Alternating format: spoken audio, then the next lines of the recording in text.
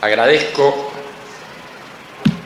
a la editorial Eurica la cuidada publicación de mi libro Apuntes de Psicología. Agradezco la presencia del editor de Ediciones Virtual de Santiago de Chile, su presencia en esta reunión, porque ellos publicaron también los apuntes de psicología.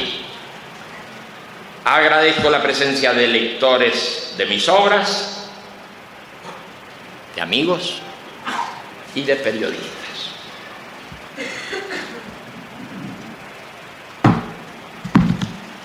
Antes de entrar en materia, debemos considerar que el campo de la psicología ha sido explorado por nosotros en algunas conferencias, artículos y escritos, entre los que destacamos Psicología de la Imagen y la aplicación práctica de esa particular visión de la psique en forma literaria en el libro Experiencias Guiadas. Para quienes se interesan en comprender en profundidad este sistema, debemos recomendar el estudio de autoliberación de Luis Amann y el libro Morfología, Símbolos, Signos y Alegorías de José Caballero. Sin duda que la corriente de pensamiento que nosotros representamos se ha expresado en diferentes campos y, por supuesto, en el ámbito que estamos considerando, ha inspirado numerosos y originales trabajos. En cuanto al material que en este momento nos ocupa, Apuntes de Psicología, debemos decir que este libro es en realidad una recopilación de 4 apuntes tomados en fechas y lugares bastante distantes entre sí. Efectivamente, el primer apunte se produjo en Corfú, Grecia, en 1975. El segundo en Las Palmas de Canarias, España, en 1976.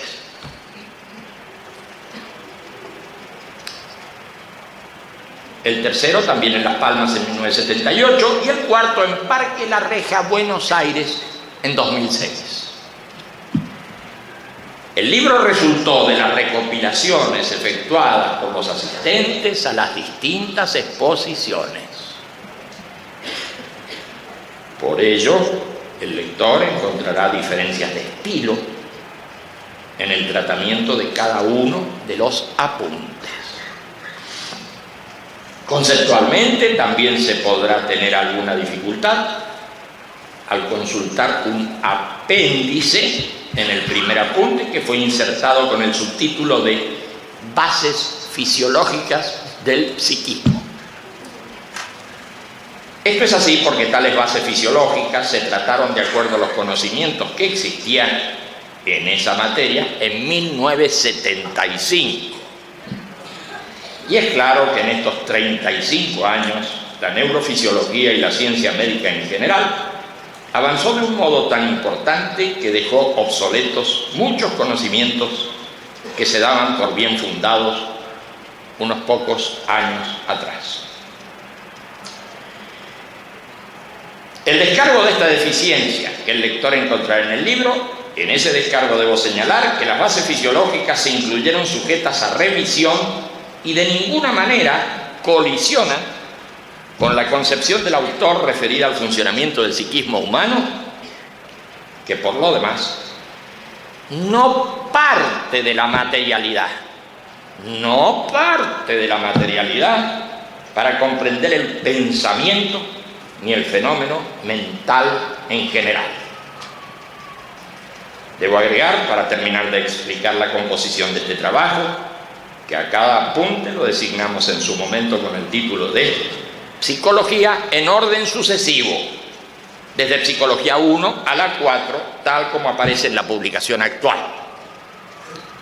Al decir anteriormente que nuestra concepción del psiquismo humano no parte de la materialidad, nos emplazamos en una dimensión cercana a la del análisis existencial que pone a la conciencia en el plano explicativo de la intencionalidad y la finalidad, y que descarta también toda apelación a lo inconsciente para comprender distintos fenómenos como las producciones oníricas y aún las subliminales. Debo agregar que esta psicología no es ajena a nuestra visión antropológica general, que entiende al ser humano como ser histórico, cuyo modo de acción social transforma a su propia naturaleza. En Psicología 1,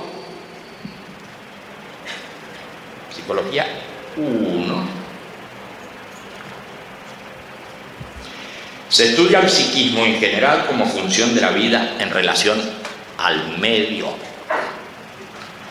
En el caso del ser humano, ese horizonte se amplía para llegar al mundo de los significados y de los hechos significativos proyectados a futuro, capaces de superar los diversos determinismos en dirección a la elección y la libertad. La tensión básica para superar el dolor y el sufrimiento presentes en la vida configura un comportamiento que se orienta por imágenes y que no se limita a los simples reflejos de huida, como puede suceder en el mundo de la vida natural.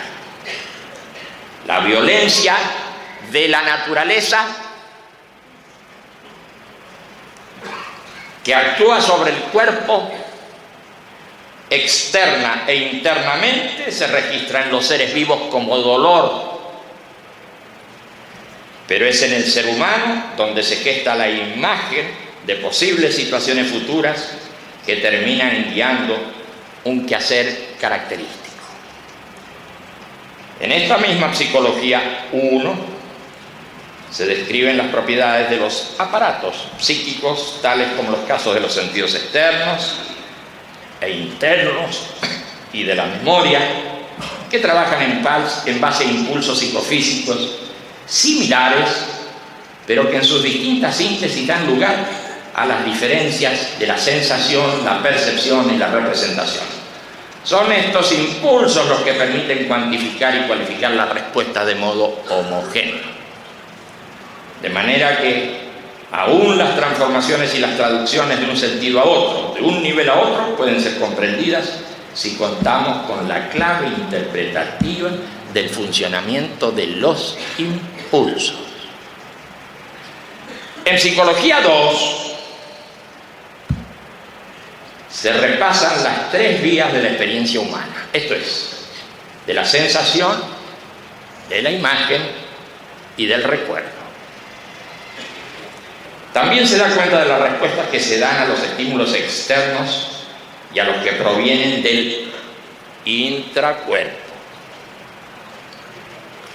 Si el principal actor de la Psicología 1 fue el impulso, en este segundo trabajo es la teoría del espacio de representación la que toma el protagonismo. No es para menos. La pregunta por la existencia del fenómeno mental nos exige responder sobre la ubicación del mismo. No basta con decir que las emociones o las ideas se experimentan en el corazón o en la cabeza. Es necesario aclarar el tipo de espacialidad en que se registran las emociones y las ideas. Y si esto es posible, también habrá que dar respuesta a la posición espacial que ocupa la mirada que se dirige hacia el registro del fenómeno. En principio está claro que al mundo externo se lo mira desde una cierta interioridad, pero la observación se complica cuando pretendo observar el mundo interno desde la misma interioridad. Desde la misma interioridad que usaba para referirme al mundo externo. este tema del espacio de representación dará paso también a preguntas fundamentales por el tiempo de representación que se mueve en una relatividad inacible y que no sigue el orden de sucesión de los momentos que propone la percepción, porque está claro que los tiempos de conciencia se independizan de la sucesión lineal cuando opera la rememoración, la evocación y hasta el simple discurrir que apela a datos anteriormente adquiridos y a futurizaciones o posibles direcciones del pensar. No es necesario considerar el juego de tiempos con que opera el sueño o hasta la simple divagación para comprender la frase anterior que dice el tiempo de representación que se mueve en una relatividad inacible. En todo caso, la teoría del espacio de representación ha venido a llenar una laguna que dominaba la psicología tradicional y a su vez ha suscitado una reconsideración de antiguos temas, así como también ha incitado al descubrimiento de nuevas realidades internas y, en definitiva, a la ampliación de nuestro horizonte psicológico. Esto último lo podemos ver mejor en el desarrollo de la concepción del yo y en la comprensión de lo profundo.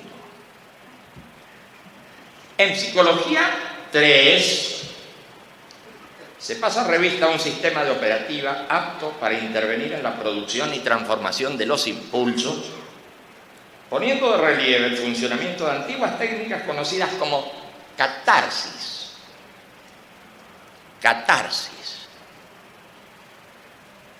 Y de otras más recientes llamadas transferencias. Pero muy por encima de toda técnica de operativa es la acción en el mundo habitual la que da valor y dirección a los cambios que se producen en el psiquismo.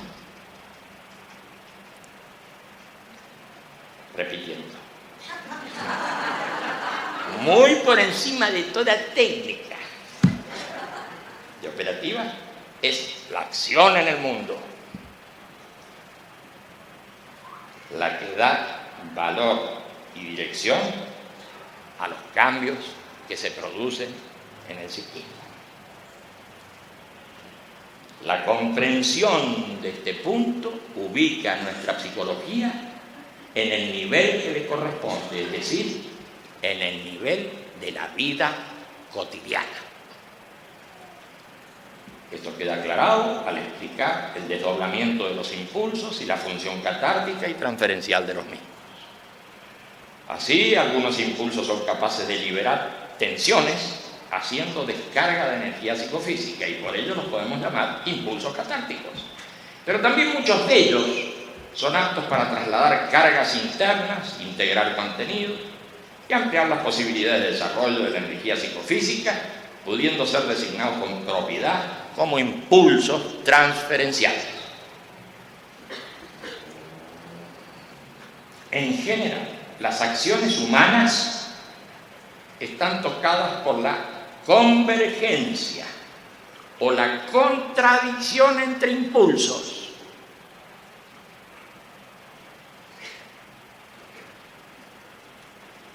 Y esto es lo que va formando el comportamiento y la personalidad. La convergencia o la contradicción entre impulsos. Para ejemplificar, cuando un conjunto de acciones personales está lanzado con el registro interno de oposición entre lo que se hace y lo que se piensa y siente, sufrimos una situación mental contradictoria y dolorosa, que como tal queda grabada en memoria. Inversamente, los actos que se registran convergiendo entre sí,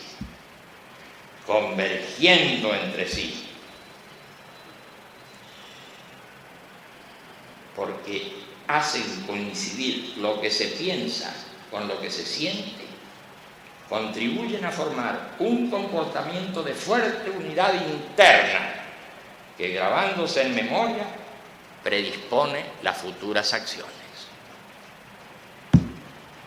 Este punto de gran importancia nos permite sacar consecuencias prácticas y establecer una tabla de valores y de conducta en la vida cotidiana.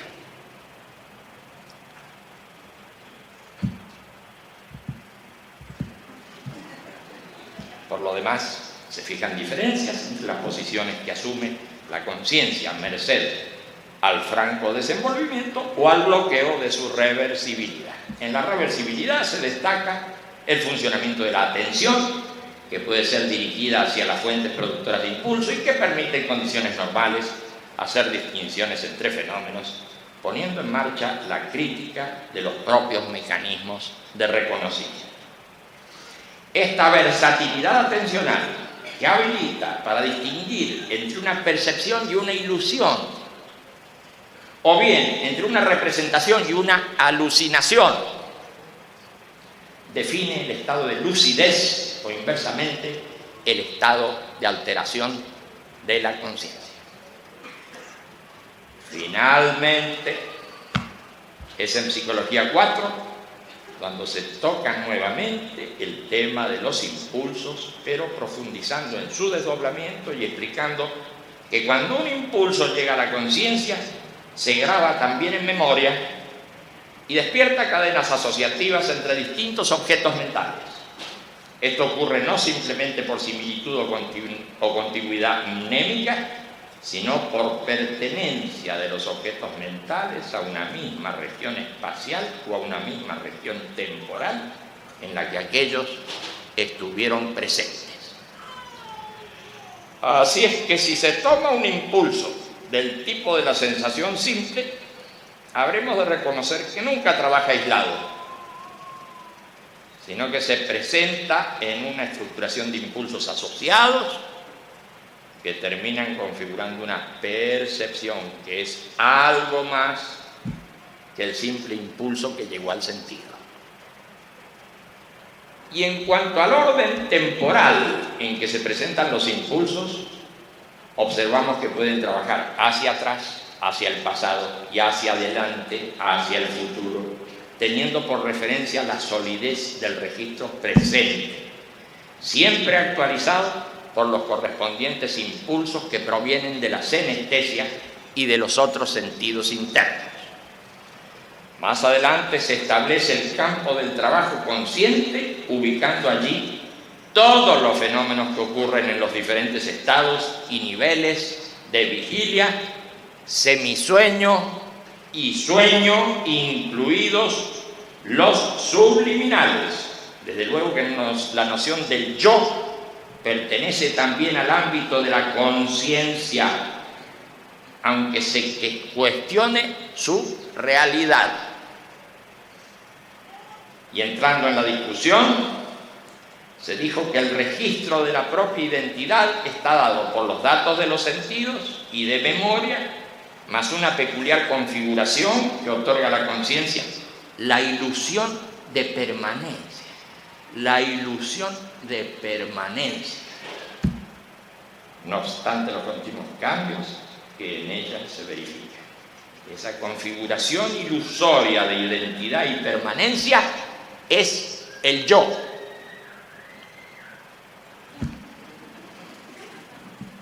Debemos continuar ahora con una cita de Psicología 4 en la que se explican algunos de los funcionamientos ilusorios de la atención y del yo, referidos sobre todo a distintas posiciones en el espacio de representación.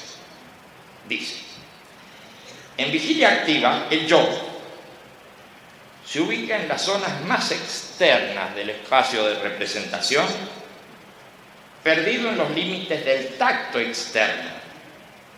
Pero si hago apercepción de algo que veo, el registro del yo sufre un corrimiento. En ese momento puedo decirme a mí mismo: veo desde mí al objeto externo y me registro adentro de mi cuerpo. aunque estoy conectado con el mundo externo por medio de los sentidos, existe una división de espacios y es en el espacio interno donde me emplazo yo. Si posteriormente apercibo mi respiración,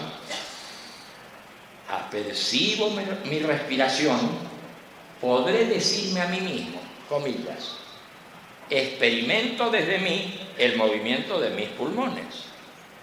Estoy adentro de mi cuerpo, pero no adentro de mis pulmones.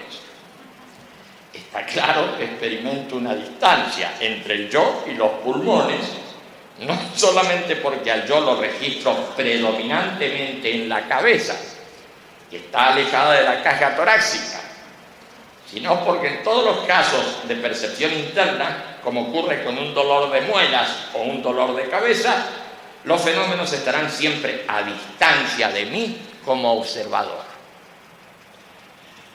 Pero aquí no nos interesa esta distancia entre el observador y el observado, sino la distancia desde el yo hacia el mundo externo y desde el yo hacia el mundo interno. Por cierto que podemos destacar matices muy sutiles en la variabilidad de las posiciones espaciales del yo. Pero acá estamos resaltando las ubicaciones diametrales del yo en cada caso mencionado. Y en esta descripción podemos decir que el yo se puede ubicar en la interioridad del espacio de representación, pero en los límites táctiles kinestésicos que dan noción del mundo externo, y opuestamente en los límites táctiles senestésicos que dan noción del mundo interno.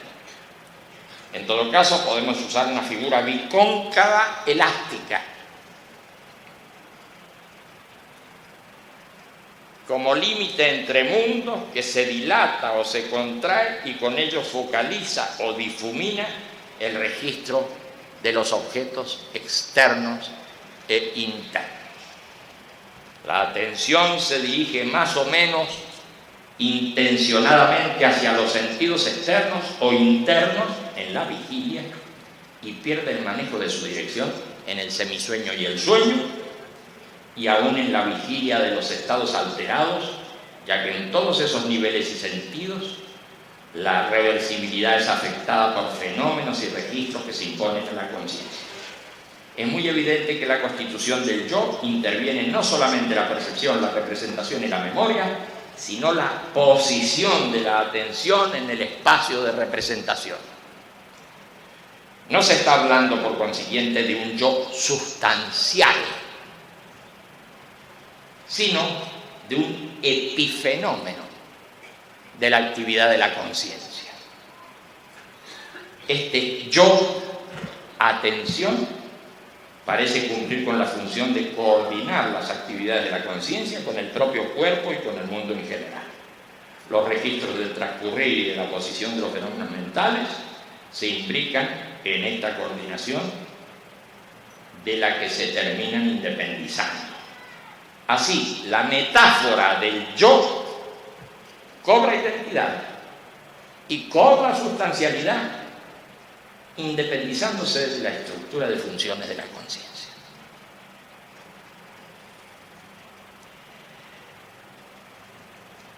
El yo es una metáfora, dirían los posmodernos.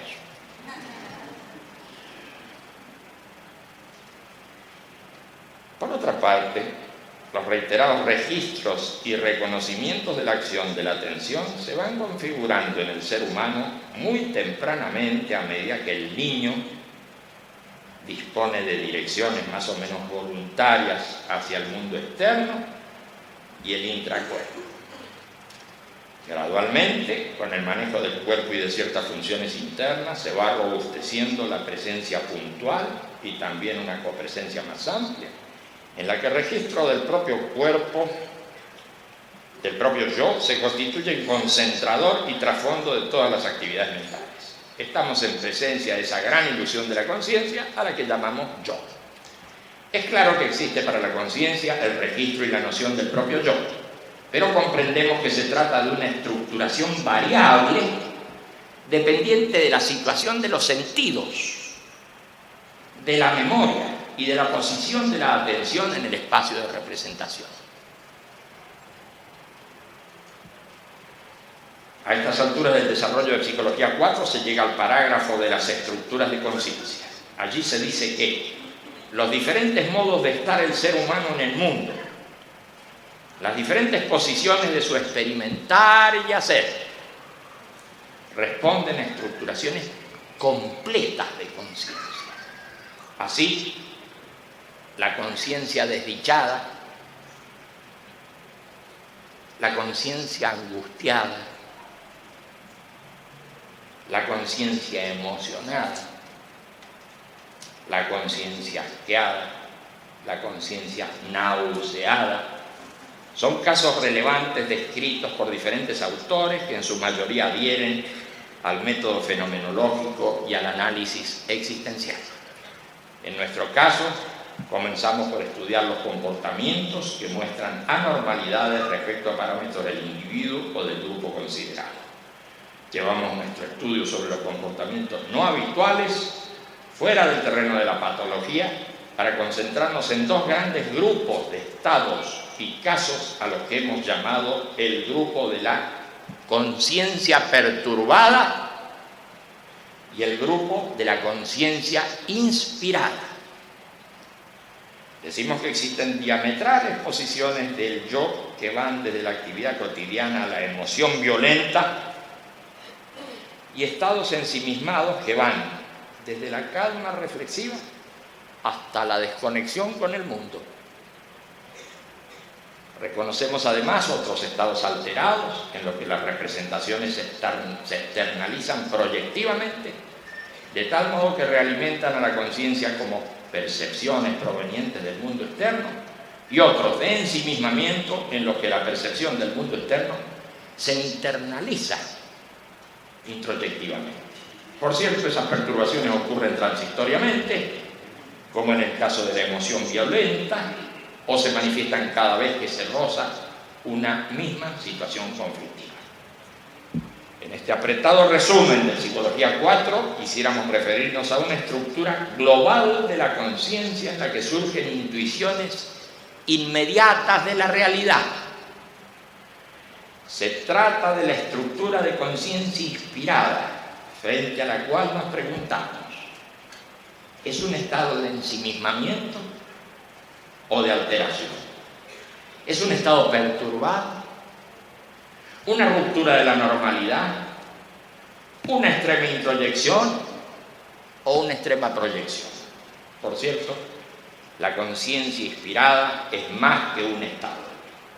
Es una estructura global que pasa por diferentes estados y que se puede manifestar en distintos niveles.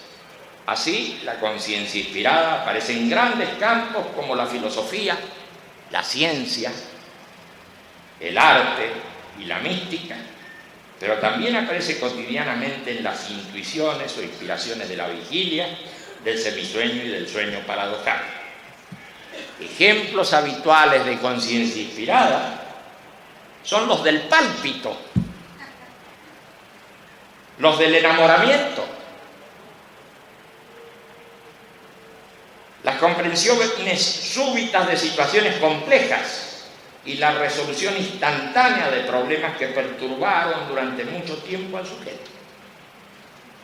Sin embargo, los casos que mencionamos no garantizan el acierto, la verdad o la coincidencia del fenómeno respecto a su objeto, aunque los registros de certeza que los acompañan son de gran importancia y de profundo significado. Pero vayamos al parágrafo dedicado a los fenómenos accidentales y los fenómenos deseados de la conciencia inspirada.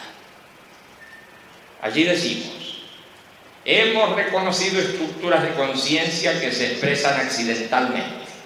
También observamos configuraciones que responden a deseos o planes de quien se pone en una particular situación mental con el propósito de hacer surgir el fenómeno. Desde luego, tal cosa a veces funciona y a veces no, como ocurre con ese deseo de inspiración artística, que a veces funciona y a veces no. O a ese enamoramiento que a veces no llega. Es en la mística especialmente donde la búsqueda de inspiración ha hecho surgir prácticas y sistemas psicológicos que han tenido y tienen desparejo nivel de desarrollo. Así reconocemos a las técnicas de trance como pertenecientes a la arqueología de la inspiración mística. Al trance lo encontramos en las formas más antiguas de la magia y la religión.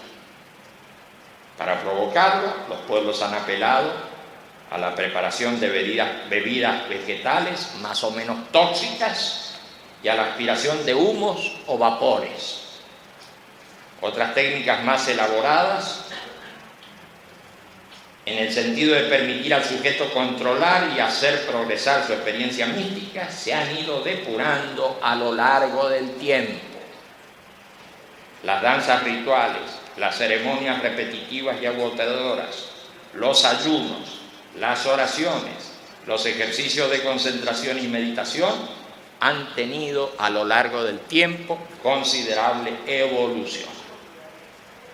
Es de observar que algunas de estas técnicas logran la sustitución del propio yo por otra entidad espiritual o divina,